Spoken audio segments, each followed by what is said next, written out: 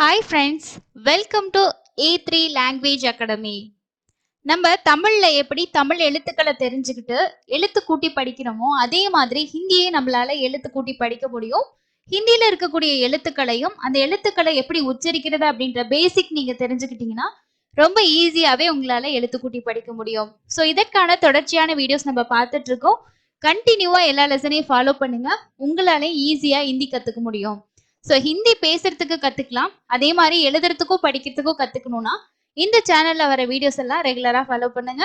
வாங்க இன்னைக்கான லெசனுக்குள்ள போகலாம்.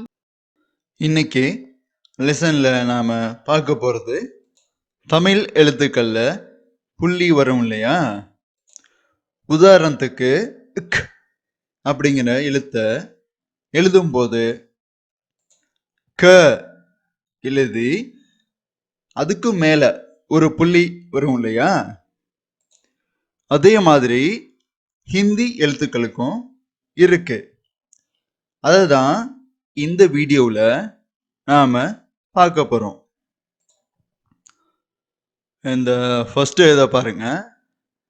இந்த ஒரு வார்த்தை நம்ம ஹிந்தியில எழுதுறோம், சரிங்களா.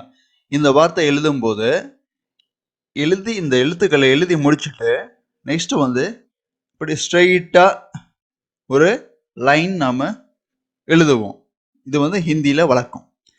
இந்த லைனை ஓகேங்களா, இந்த லைனை நாம ஷிரோரேகா ஷிரோரேகா ஷிரோரேகா அப்படின்னு ஹிந்தியில சொல்லுவோம். இந்த வார்த்தை ஹிந்தி அப்படின்னு எழுதியிருக்கு. இப்போ உங்களுக்கு இந்த எழுத்தெல்லாம் நான் பிறகு கற்றுக் கொடுக்குறேன். இப்போ நீங்கள் தெரிஞ்சிக்க வேண்டியது இந்த லைனுக்கு நாம் என்ன சொல்லுவோம், ஷிரோரேகா அப்படின்னு சொல்லுவோம். இரண்டாவதா நாம் பார்க்க போகிறது இதை தான் நம்ம மெயினாக பார்க்க போகிறோம், சரிங்களா.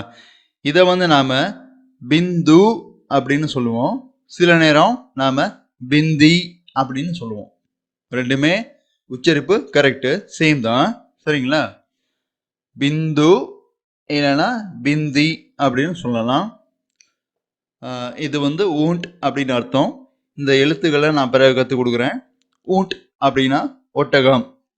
நீங்கள் மெயினாக கற்றுக்க வேண்டியது இந்த பிந்தி. இதை நம்ம பிந்து அப்படின்னு சொல்லுவோம், இல்லாட்டி பிந்தி அப்படின்னு சொல்கிறோம், சரிங்களா. இது அண்டா அண்டா அண்டா அண்டா அப்படின்னு சொன்னா முட்டை அப்படின்னு அர்த்தம். இந்த பிந்து இதை மட்டும் நீங்க கத்துக்கோங்க. பிறகு நான் உங்களுக்கு இந்த லெட்டர்ஸ் எல்லாம் உங்களுக்கு கற்றுக் கொடுக்குறேன். நெக்ஸ்ட் நம்ம பார்க்க போறது இந்த வடிவம்.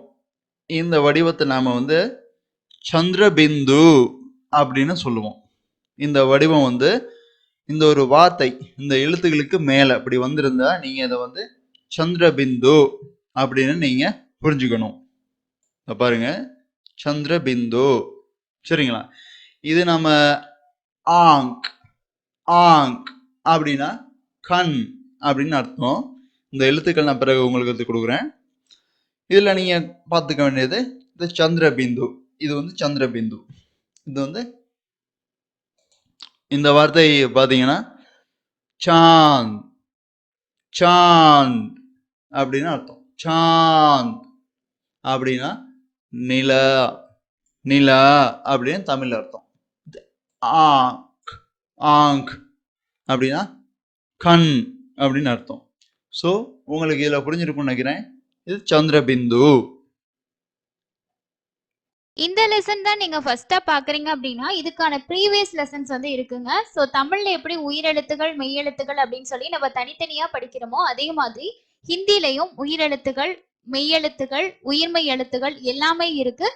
ரொம்ப ஈஸியா நம்ம கத்துக்கலாம். ஸோ ரெகுலரா நீங்க வீடியோஸ் பார்க்கறதுக்கு சேனலை சப்ஸ்கிரைப் பண்ணிக்கோங்க. இந்த லெசன் உங்களுக்கு யூஸ்ஃபுல்லா இருந்துச்சு அப்படின்னா வீடியோக்கு லைக் பண்ணுங்க அண்ட் உங்க ஃப்ரெண்ட்ஸ் கூடயும் ஷேர் பண்ணுங்க.